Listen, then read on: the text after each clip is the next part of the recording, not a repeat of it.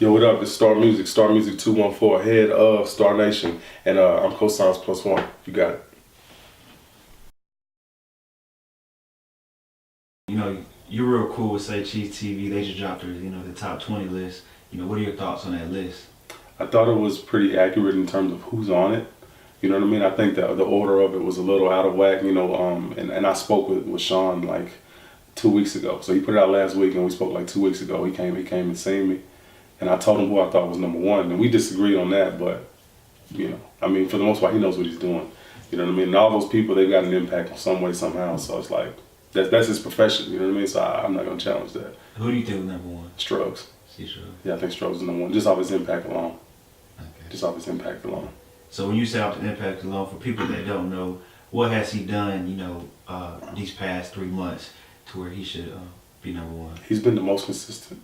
He's been the most consistent, you know what I mean? And then just think about the internet thing, the meme he had going that went viral.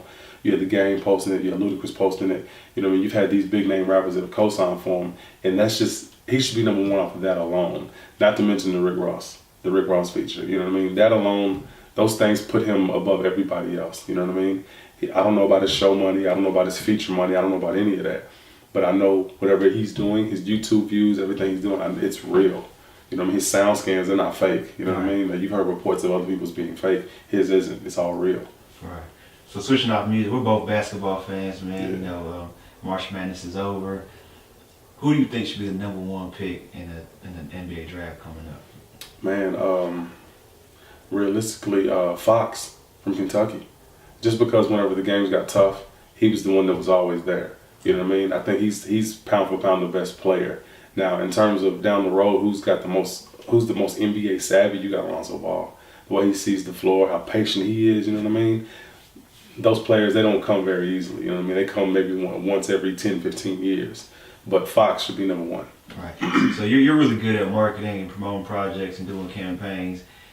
Do you feel like the Ball family is doing an amazing job at setting their family up for, outside of basketball, or do you think they're just bringing unwanted attention to themselves? Yes and no. Yes and no, because the boys, they're there to doing what they're supposed to do. They're hooping. They're hooping and they're shutting up. You know what I mean? Their dad is the one that's bringing sometimes good, sometimes bad.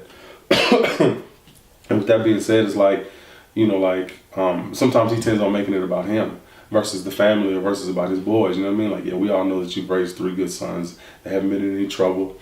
None of that. You know what I mean? But in terms of just like, I'll be Michael Jordan in 1-on-1. Like, come on, fam. You know what I mean? Like, we all know. We all really know. You know what I mean? So it's just like, some of it is a reach, but some of it is like, wow, that's actually genius.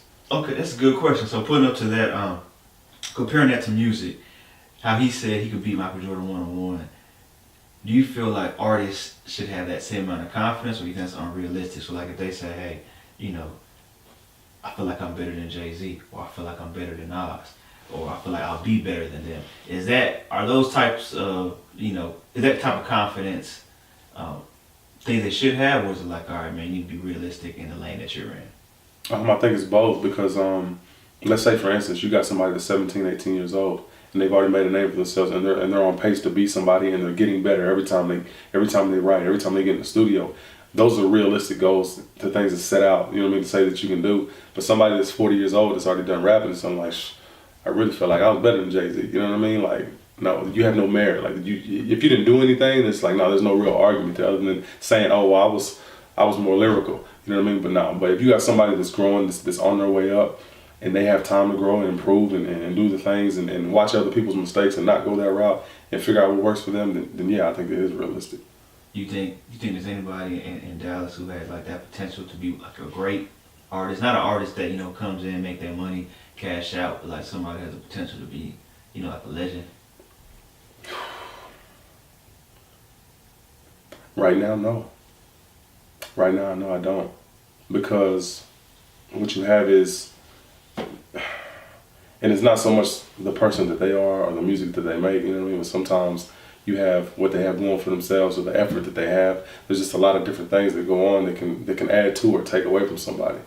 You know what I mean? So I would say no right now. So, all right, so who do you think has the potential to be like that, national, international level, to be great?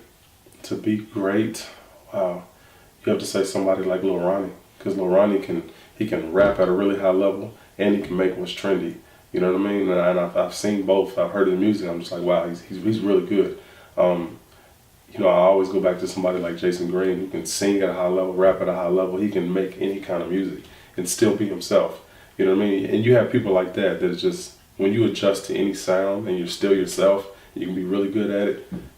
Those are the kinds of artists that have potential to go, you know, and make it to legendary status. So what do you feel like artists like them and plus yourself, what do you feel like, you know, y'all guys are missing to get that, you know, I don't want to say that break, but just to get that national recognition to where, you know, you guys can flourish? Sometimes it's timing. Sometimes it's you have to just realize that you don't have that time and you have to go harder, you know what I mean? Just think about it. You know, sometimes if somebody's sitting at home and if they ever ask themselves, what can I be doing more? You know what I mean? That's what they're missing. Yeah. You know what I'm saying? That little bit of idle time that you're missing is going to get the best of you every time. And so for me, personally, I can only speak for myself. I try to maximize all that I have going.